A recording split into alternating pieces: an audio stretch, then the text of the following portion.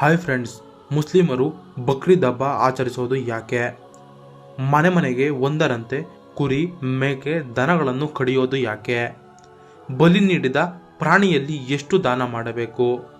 ಈ ಹಬ್ಬದ ಹಿಂದಿರೋ ಕಥೆ ಏನು? ಪ್ರವಾದಿ ಇಬ್ರಾಹಿಂ ತನ್ನ ಮಗನನ್ನೇ ಬಲಿ ಕೊಡಲು ಮುಂದಾಗಿದ್ದು ಯಾಕೆ? ಎಲ್ಲವನ್ನು ಈ ವಿಡಿಯೋದಲ್ಲಿ ಹೇಳ್ತೀನಿ. ಅದಕ್ಕೂ ಮುನ್ನ ನೀವು ಇನ್ನೂ ನನ್ನ ಚಾನಲ್ಗೆ ಸಬ್ಸ್ಕ್ರೈಬ್ ಆಗಿಲ್ಲ ಅಂದರೆ ಈ ಕೂಡಲೇ ಸಬ್ಸ್ಕ್ರೈಬ್ ಆಗಿ ಹಾಗೂ ಪಕ್ಕದ ಗಂಟೆ ಗುರುತಿನ ಮೇಲೆ ಕ್ಲಿಕ್ ಮಾಡಿ. ಪ್ರವಾದಿ ಇಬ್ರಾಹಿಂಗೆ ಬಿತ್ತು ಒಂದು ಕನಸು. ಎಸ್, ಇಸ್ಲಾಂ ಧರ್ಮದಲ್ಲಿ ಬರುವ 25 ಪ್ರವಾದಿಗಳಲ್ಲಿ ಪ್ರವಾದಿ ಇಬ್ರಾಹಿಂ ಕೂಡ ಒಬ್ಬರು. ದೇವರು ತುಂಬಾ ಇಷ್ಟಪಡುವವರನ್ನ ಪರೀಕ್ಷೆ ನಡೆಸುತ್ತಾರಂತೆ. ಅದೇ ರೀತಿ ಪ್ರವಾದಿ ಇಬ್ರಾಹಿಂ ಅವರಿಗೂ ದೇವರು ಪರೀಕ್ಷೆ ಒಡ್ಡಿದ್ರು. ಒಂದಿನ ಪ್ರವಾದಿ ಇಬ್ರಾಹಿಂ ನಿದ್ದೆ ಮಾಡುತ್ತಿದ್ದಾಗ ಒಂದು ಕನಸು ಬಿತ್ತು.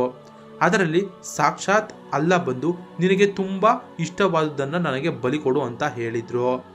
ಬೆಳಗ್ಗೆ ನಿದ್ದೆಯಿಂದ ಎದ್ದ ಪ್ರವಾದಿ ದೇವರ ಆಗ್ರಹ ಎಂದು ತಪ್ಪಾಗೋದಿಲ್ಲ ಅಂತ ಆಲೋಚಿಸುತ್ತಾನೆ.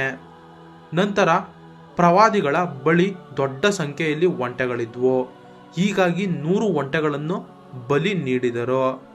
ಈ 100 ಒಂಟೆಗಳನ್ನು ಬಲಿ ನೀಡಿದರೂ ಕೂಡ ಕನಸು ಬೀಳೋದು ನಿಲ್ಲಲಿಲ್ಲ. ಕೊನೆಗೆ ಎದುರಾಗಿದ್ದು ಅಗ್ನಿ ಪರೀಕ್ಷೆ. ಹೌದು, ಮೊದಲ ದಿನ 100 ಒಂಟೆಗಳನ್ನು ಬಲಿ ನೀಡಿದ್ರು.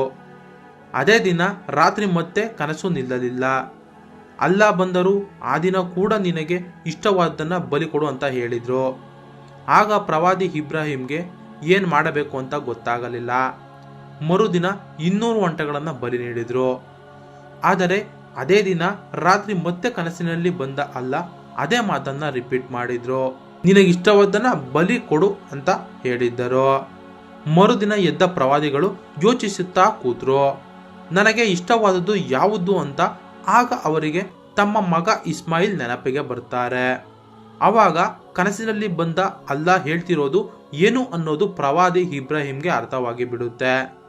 ಮಗನ ಬಲಿಗೆ ಮುಂದಾದ ಪ್ರವಾದಿಗಳು ನಂತರ ಮನೆಗೆ ಬಂದ ಪ್ರವಾದಿ ಇಬ್ರಾಹಿಂ ಪತ್ನಿಯನ್ನ ಕರೆದು ತನ್ನ ಮಗ ಇಸ್ಮಾಯಿಲನ್ನು ನೀಟಾಗಿ ರೆಡಿ ಮಾಡು, ಹೊಸ ಬಟ್ಟೆ ತೊಡಿಸು, ಸುಗಂಧ ದ್ರವ್ಯ ಹಾಕು, ಮದುಮಗನಂತೆ ರೆಡಿ ಮಾಡು, ಇವತ್ತು ನಾವು ನನ್ನ ಫ್ರೆಂಡ್ಸ್ ಮನೆಗೆ ಔತಣಕೂಟಕ್ಕೆ ಹೋಗ್ತಾ ಇದ್ದೀವಿ ಅಂತ ಹೇಳಿದ್ರು. ಇಸ್ಮಾಯಿಲ್ ತಾಯಿ ಮಗನಿಗೆ ಅಲಂಕಾರ ಮಾಡಿ ರೆಡಿ ಮಾಡಿದ್ರು. ನಂತರ ಪ್ರವಾದಿ ಇಬ್ರಾಹಿಂ ತನ್ನ ಮಗ ಇಸ್ಮಾಯಿಲ್ ಜೊತೆ ಪ್ಯಾಲೆಸ್ತೈನ್ನಿಂದ ಮೆಕ್ಕಾ ಕಡೆ ಹೊರಟರು. ಸುಮಾರು ಸಾವಿರಾರು ಕಿಲೋಮೀಟರ್ಗಳ ಪ್ರಯಾಣ ಅದಾಗಿತ್ತು. ಮೆಕ್ಕಾಗೆ ಹೋಗುವ ದಾರಿಯಲ್ಲಿ ಆಗಿದ್ದೇನೋ. ಆಗ ಇಸ್ಮಾಯಿಲ್ ತಾಯಿ ಎದುರು ಪ್ರಕಟವಾದ ಸೈತಾನ್ ನಿಮ್ಮ ಮಗ ಇಸ್ಮಾಯಿಲನ್ನು ಇಬ್ರಾಹಿಂ ಬಲಿ ಕೊಡಲು ಕರ್ಕೊಂಡು ಹೋಗ್ತಿದ್ದಾರೆ ಅಂತ ಹೇಳುತ್ತೆ. ಅದಕ್ಕೆ ಉತ್ತರಿಸೋ ಇಸ್ಮಾಯಿಲ್ ತಾಯಿ, ನನ್ನ ಮಗ ಇಸ್ಮಾಯಿಲ್ ಅಲ್ಲಾಗೆ ಬಲಿ ಆಗ್ತಿದ್ದಾನೆ ಅಂತಂದ್ರೆ ಅದಕ್ಕಿಂತ ಒಳ್ಳೆಯದು ಬೇರೆ ಇಲ್ಲ. ಅಲ್ಲಾಗಾಗಿ ಅಂತಹ ಸಾವಿರಾರು ಇಸ್ಮಾಯಿಲ್ಗಳನ್ನು ಬಲಿ ಕೊಡೋದು ಸಿದ್ಧ ಅಂತ ಹೇಳ್ತಾರೆ. ಆಗ ಆ ಸೈತಾನ್ ಮೆಕ್ಕಾಗೆ ಹೊರಟಿದ್ದ ಇಸ್ಮಾಯಿಲ್ ಮತ್ತು ಇಬ್ರಾಹಿಂ ಬಳಿ ಬರುತ್ತೆ. ಇಸ್ಮಾಯಿಲ್ಗೆ ನಿಜ ವಿಚಾರ ತಿಳಿಸುತ್ತೆ. ಆಗ ಇಸ್ಮಾಯಿಲ್ ಕೂಡ ತಾನು ಅಲ್ಲಾಗಾಗಿ ಬಲಿಯಾಗಲು ಸಿದ್ಧ ಅಂತ ಹೇಳ್ತಾರೆ. ಆಗ ಸೈತಾನ್ಗೆ ಪ್ರವಾದಿ ಇಬ್ರಾಹಿಂ ಕಲ್ಲು ಹೊಡೆದು ಓಡಿಸುತ್ತಾರೆ. ಇಲ್ಲಿಂದಲೇ ಹಜ್ಜು ಯಾತ್ರೆ ವೇಳೆ ಸೈತಾನ್ಗೆ ಕಲ್ಲು ಹೊಡೆಯೋ ಸಂಪ್ರದಾಯ ಬಂತು. ಪ್ರವಾದಿ ಮತ್ತು ಮಗನ ಮಾತುಕತೆ. ಸೈತಾನ್ ಹೋದ ಬಳಿಕ ತಂದೆ ಇಬ್ರಾಹಿಂ ಮಗ ಇಸ್ಮಾಯಿಲ್ ಬಳಿ ತಮ್ಮ ಕನಸಿನ ಬಗ್ಗೆ ಹೇಳಿಕೊಂಡರು. ಅದಕ್ಕೆ ಉತ್ತರಿಸಿದ ಇಸ್ಮಾಯಿಲ್, ಅಪ್ಪ, ಅಲ್ಲ ಎದುರು ನನ್ನನ್ನು ಬಲಿ ಕೊಡಲು ಅಲ್ಲ, ಅವರ ಓರ್ವ ಪ್ರವಾದಿಯೇ ನನ್ನನ್ನು ಕರ್ಕೊಂಡು ಹೋಗ್ತಿದ್ದಾರೆ. ನನಗೆ ಇದಕ್ಕಿಂತ ಪುಣ್ಯದ ಕೆಲಸ ಏನಿದೆ? ಭೂಮಿಗೆ ಬದಲಾಗಿ ಸ್ವರ್ಗ ಸಿಗುತ್ತೆ, ನಿಮ್ಮ ಬದಲಾಗಿ ಅಲ್ಲ ಸಿಗ್ತಾರೆ ಅಂತ ಹೇಳ್ತಾರೆ. ಜೊತೆಗೆ, ಅಪ್ಪ, ನನ್ನದೊಂದು ಬೇಡಿಕೆ ಇದೆ. ನೀವು ನನ್ನನ್ನು ಬಲಿ ಕೊಡುವಾಗ ನನ್ನ ಕೈಕಾಲು ಒದ್ದಾಡಿದ್ರೆ ನಿಮಗೆ ನೋವಾಗಬಹುದು. ಹೀಗಾಗಿ ನನ್ನ ಕೈ ಕಾಲನ್ನು ಕಟ್ಟಿ ನನ್ನನ್ನು ನೆಲಕ್ಕೆ ಮುಖ ಮಾಡಿ ಮಲಗಿಸಿ, ಯಾಕಂದ್ರೆ ನನ್ನ ಕಣ್ಣುಗಳನ್ನು ನೀವು ನೋಡಲು ಆಗಲ್ಲ ಅಂತ ಹೇಳ್ತಾರೆ. ಜೊತೆಗೆ ಕಣ್ಣಿಗೆ ಬಟ್ಟೆ ಕಟ್ಟಿಕೊಳ್ಳಿ ಅಂತ ಮನವಿ ಮಾಡ್ತಾರೆ. ಇದನ್ನ ಕೇಳದ ಪ್ರವಾದಿ ಇಬ್ರಾಹಿಂ ಕೂಡಲೇ ಇಸ್ಮಾಯಿಲ್ ಕೈಕಾಲನ್ನು ಹಗ್ಗದಿಂದ ಕಟ್ಟಿ ನೆಲಕ್ಕೆ ಮುಖ ಮಾಡಿ ಮಲಗಿಸುತ್ತಾರೆ. ನಂತರ ಒಂದು ಕೈಯಲ್ಲಿ ಇಸ್ಮಾಯಿಲ್ ಕೂದಲು ಹಿಡಿದು ಮತ್ತೊಂದು ಕೈಯಲ್ಲಿ ಚಾಕು ಹಿಡಿದು, ಹೇ ಅಲ್ಲ, ನೀವು ನನಗೆ 1000 ಇಸ್ಮಾಯಿಲ್ ಕೊಟ್ಟರೂ ನಿಮ್ಮ ಹೆಸರಿನಲ್ಲಿ ಬಲಿ ಕೊಟ್ಟು ಬಿಡುತ್ತೇನೆ ಅಂತ ಹೇಳ್ತಾರೆ. ಆಮೇಲೆ ಬಲಿ ಕೊಡಲು ಮುಂದಾಗ್ತಾರೆ. ಪರೀಕ್ಷೆಯಲ್ಲಿ ಪಾಸಾದ ಇಬ್ರಾಹಿಂ ಬಲಿ ಕೊಡುವಾಗ ನಡೆಯಿತು ಪವಾಡ. ಇದನ್ನ ಕಂಡ ಅಲ್ಲ ತನ್ನ ದೂತ ಜಬ್ರಿಲ್ಗೆ ಒಂದು ಆದೇಶ ನೀಡುತ್ತಾರೆ. ಹೇ ಜಬ್ರಿಲ್, ಒಂದು ಕುರಿ ತಗೊಂಡು ಭೂಮಿಗೆ ಹೋಗು, ಇಬ್ರಾಹಿಂ ಪರೀಕ್ಷೆಯಲ್ಲಿ ಪಾಸ್ ಆಗಿದ್ದಾನೆ, ಹೋಗಿ ಇಸ್ಮಾಯಿಲ್ ಜಾಗದಲ್ಲಿ ಕುರಿಯನ್ನು ಇಡು ಅಂತಾರೆ. ಇತ್ತ ಇಬ್ರಾಹಿಂ ಚಾಕು ಎತ್ತಿ ಚುಚ್ಚುತ್ತಾರೆ, ರಕ್ತ ಹರಿಯುತ್ತೆ.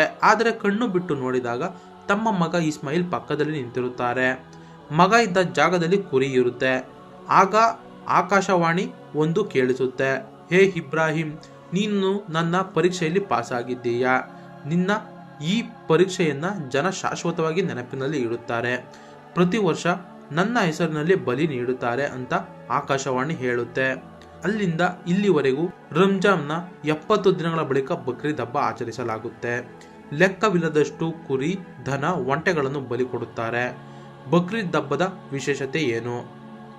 ಒಂದೊಂದು ದೇಶದಲ್ಲಿ ಒಂದೊಂದು ರೀತಿ ಹಬ್ಬ ಆಚರಿಸಲಾಗುತ್ತೆ.